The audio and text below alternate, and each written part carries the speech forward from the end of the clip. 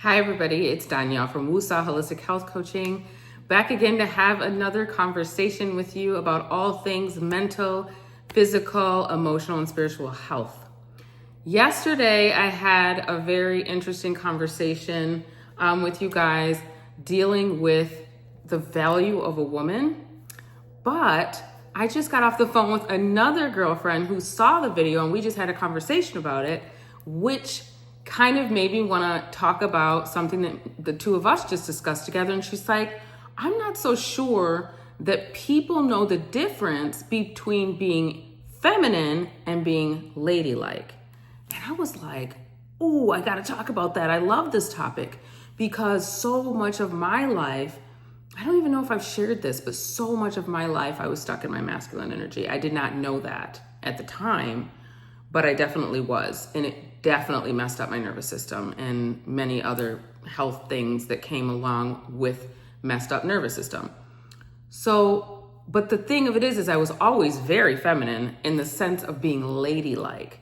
And I was talking about my dad yesterday and the fact that he has 4 daughters. Well, one of the reasons I was ladylike is because he had 4 daughters and he did not like girls that acted, if they were like acting like boys, he would like check us on that. He'd be like, you know, you're not gonna be crass or sit, you know, some girls, sometimes they don't know how to sit when they sit down and maybe they have a skirt on and you can see things. That my parents were very strict about being ladylike. So my mom definitely taught us how to sit properly if you're wearing a dress or a skirt, and like your clothing has to be modest and fit, you know, properly, and things not being too tight or not showing too much skin, and just on and on and on. So being ladylike was very much instilled in me from being little. But what I didn't know is that there's a huge difference between being ladylike and being feminine or in your feminine energy. So I thought, let me just give you some examples of the difference, because so many of my very girly, ladylike friends have no idea that their energy, though, is actually dominant masculine energy. Here's some differences. So let's say, for example, you are like, this will just be super obvious, like you're just like belching or something. That's obviously, it's not feminine or ladylike. It's just crazy. But sometimes people don't know that. Or maybe they grew up in a family where they just thought that stuff was funny. I definitely did not grow up in that house. That was not considered funny. That was considered like stuff that for boys to do, or like even like you're acting like an animal. So we weren't allowed to do stuff like that. But maybe you do that kind of stuff, but you're very like demure. You're very soft-spoken. You're not aggressive. That's feminine energy, but it's not ladylike.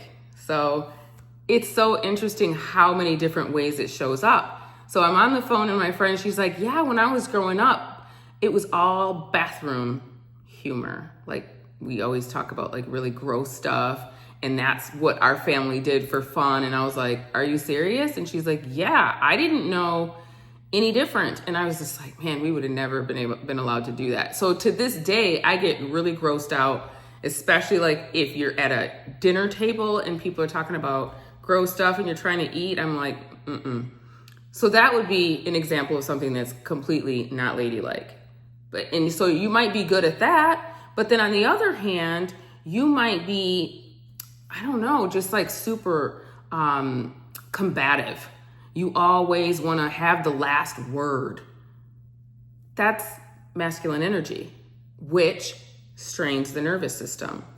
Or in my case, I was in a situation where I was in a very, very long marriage where too much of my marriage, I was in a situation where I was the breadwinner, and it definitely messed me up. It messed me up. I mean, that I told you guys on another video that my hands used to shake and I used to have high blood pressure as a younger girl. And I'm thinking, and now I'm like, I had no idea that the problem was that I was stressing my nervous system out so bad putting that kind of strain on me that I was never built for. The woman is actually designed very differently than the man. So biblically, when it says she's the weaker vessel, it's talking about her nerves, it's her physical, it's her emotional, it's her everything about a woman's being. Things need to be softer.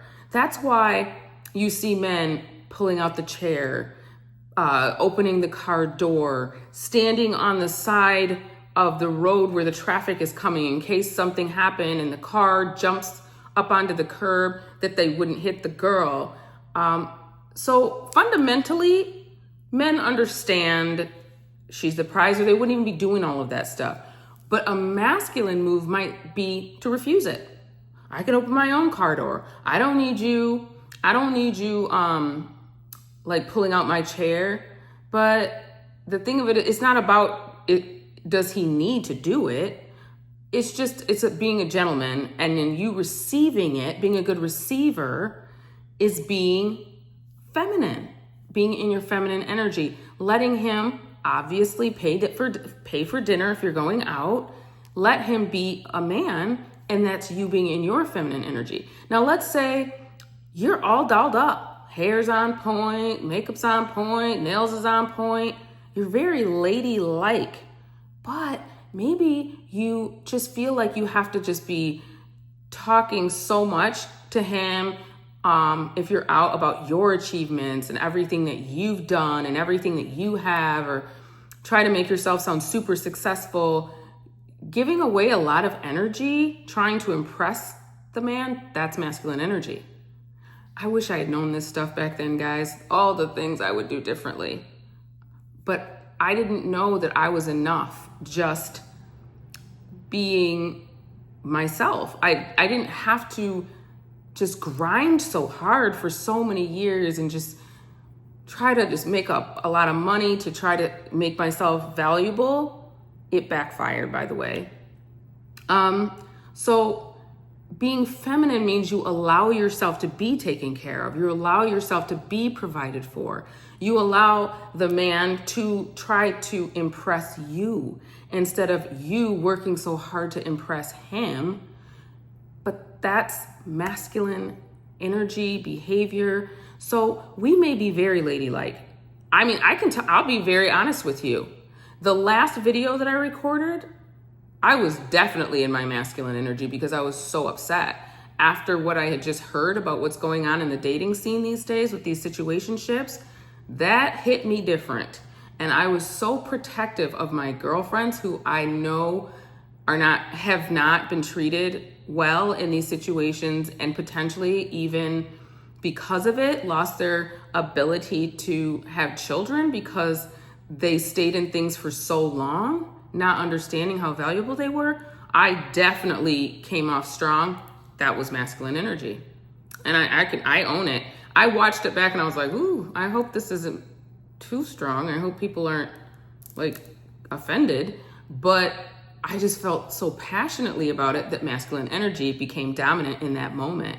But am I being way more mindful every single day about checking in with myself to make sure that I am in my feminine most of the time? Because I don't want to end up back on high blood pressure medication. I don't want to end up with super shaky hands again, or racing heart, or feeling like I don't feel good, not having in the amount of energy, just having weird like physical illnesses popping up on me again. I don't want to go through all that again. And as I'm learning how many of our body malfunctions are tied to masculine energy on a girl, that's my why. Now that I know how much impact staying in masculine too long has on our health, I'm willing to devote way more time learning about it, practicing it, teaching it, being in touch with myself to even ask the question, wait, where are you at right now? What are we doing? Are you doing too much? Because that's masculine. You know, I was talking to somebody the other day about a show that I absolutely love. It's called Downton Abbey. Many of you probably have seen it. But if you think about the mother of the home, the lady of the house, In the show, her name was Cora. And I was thinking to myself, she was served breakfast in bed every day by a lady's maid. She didn't have to do her own hair. She didn't have to put on her own jewelry. She literally was taken care of so gently by her husband, by her family, by her servants. And I was like, wow, now that is definitely some serious feminine energy and feminine living. There wasn't a bunch of doing. She even had something called a sitting room where you go to do things like drink tea and have conversations with the neighbors. Or you don't go grind it out in a gym somewhere. You go for long walks in the countryside. Gentle, soft, feminine. So, if we have a hard time figuring out what it looks like, what it acts like, and even what it sounds like, you know what? There's nothing wrong with getting out an old classic film or watching some old TV shows, get on, AMC, American Movie Classic, or getting on Amazon and watching some old episodes of Downton Abbey or any historical films that you like. Pay attention to the way women moved through their day. Pay attention to how well they received help instead of thinking that allowing help was somehow making them less than. Just meant they were the feminine one.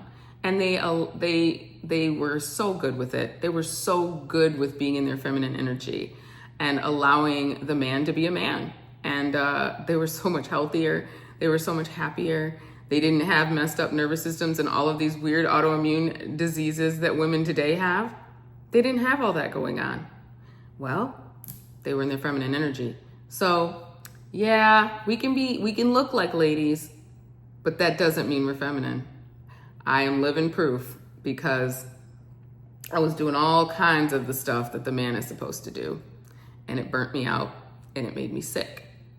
So now I'm working on not just being ladylike, but truly being in my feminine energy to level up my life. So I hope that makes sense. And you guys know I'm doing my series. I'm going to do that 3-day master class that's coming up. I will definitely be trying to get you the dates and the price and all of that as soon as I figure it out with my team. But I'm very excited about it because the more I learn, the more I see it's so important, and too many of us don't know how to do it. And I, for the majority of my life, didn't really understand it at all. And the more I learn, the more I want to teach it to others so that they too can have a softer life and a more healthy nervous system, which means you're just overall healthier mentally, emotionally, physically, and in every way. Healthier and happier. That's the goal here. So I hope that makes sense. Stay tuned, like I said, for the dates and everything for the 3-day event that's going to be coming up soon. And I hope that you guys will all sign up and be there with me. It's going to be live, and I'm super excited to do that with you guys. So again, this is Woosah. If you have questions that you want, you can leave them in the comments. If you would like a free call with me, go to woosahcoaching.com to my website, leave me a message there. I will respond whether it's on here or on there. Everybody gets a free discovery call with me if you're interested in some one-on-one coaching when we work on your mental, emotional, and physical health together. It's an awesome program, and I'm getting exciting results with my clients. So I'd love to meet you if that's something that sounds interesting to you. Please give me a like, help me to grow this community, and tell people to subscribe. Send them my videos if you think something that I've said would help somebody that you care about. Because again, it is important, and we do want to take care of each other. And if I know something good, I'm going to share it right here. So have a great rest of your weekend. And who knows what might hit me tomorrow? I might see you tomorrow. But in the meantime, woosah, because the body can't heal in an agitated state. See you soon. Bye.